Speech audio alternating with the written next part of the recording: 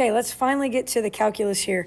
We can find the slope of tangent lines to polar graphs, right? The polar graph r equals f of theta is a function of theta. But you have to be reminded that x has a relationship to r and theta, and y has a relationship to r and theta. So if I want to find dy dx, which is still my first derivative, what we're basically doing is a derivative implicitly, because we're doing this derivative of y with respect to theta and a derivative of x with respect to theta. But both of these require a product rule. Okay, I'm going to highlight that. This is r sine theta, which means I have to apply the product rule.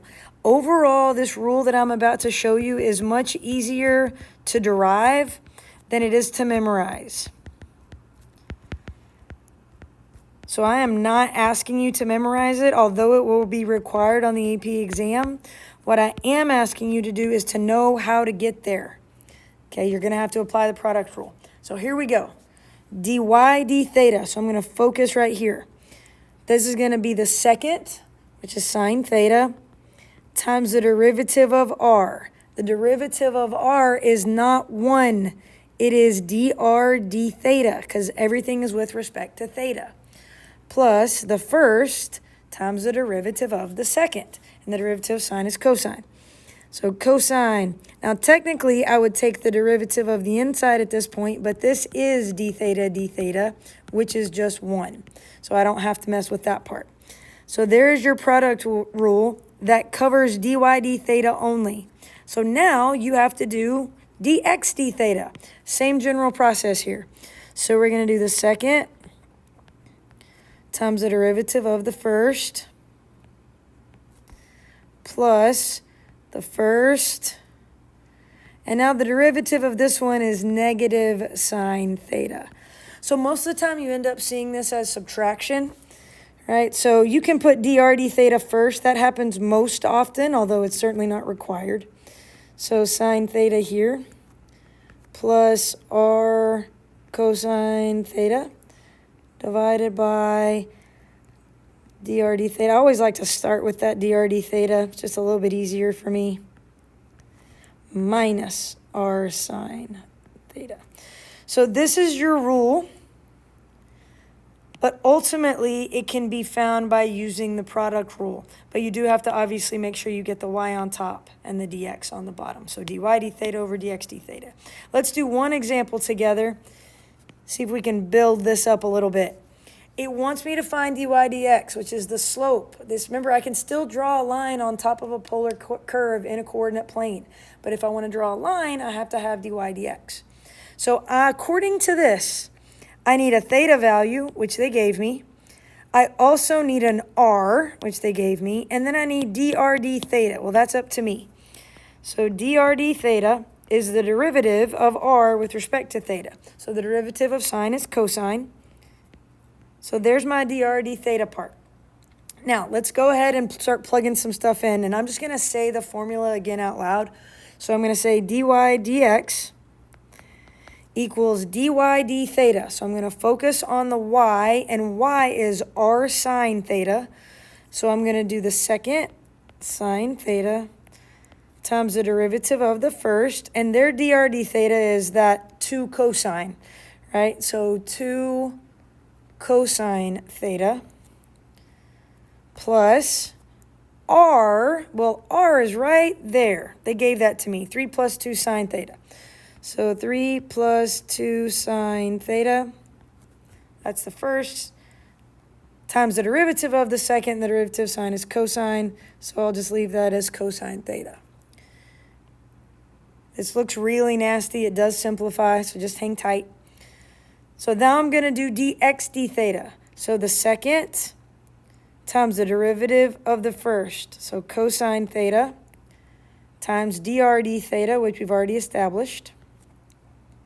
And then it's going to end up being minus r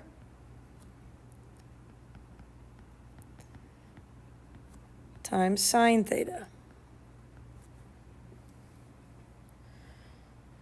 Well, that is my general formula, but I'm specifically worried about when theta equals pi over 6, right? So now I want dy dx such that, or evaluated at, theta equals pi over 6. And now I can start plugging in some numbers here, right? So sine of pi over 6, 1/2. 2, cosine of pi over 6, root 3 over 2. 3 plus 2, again, sine of pi over 6, 1/2. Cosine of pi over 6, root 3 over 2. Draw the line. Don't square below. That's all we're doing. All right, so cosine of pi over 6, root 3 over 2, times 2 times root 3 over 2, minus 3 plus 2 times 1/2, and then my sine of theta, 1/2 again. Man, there's a lot going on there, isn't there? Let's see what we can simplify. A lot of times things reduce out. So those 2's reduce. In fact, I could have just reduced these also. So either way would have been totally fine. Those 2's also reduce. Those 2's reduce. Those 2's reduce. So let's see what I have left now that I've simplified it a little bit. See if I can make my life a little bit easier. Equals pi over 6. So it looks like I've got root 3 over 2 plus, now you got to be careful with your parentheses here. So this is 3 plus 1. So there's my 4 times root 3 over 2. Well, that's going to reduce again, so I'm going to pay attention to that one. Then I'm going to have root 3 times root 3. Well, that's just 3. So I've got 3/2. And then I'm doing a minus, and this is 4 times 1/2. So let's see if I can simplify this a little bit further. So that reduces to 2, and that reduces to 2. So what do we have here? Root 3 over 2 plus root 3. And this is 3/2 minus 2.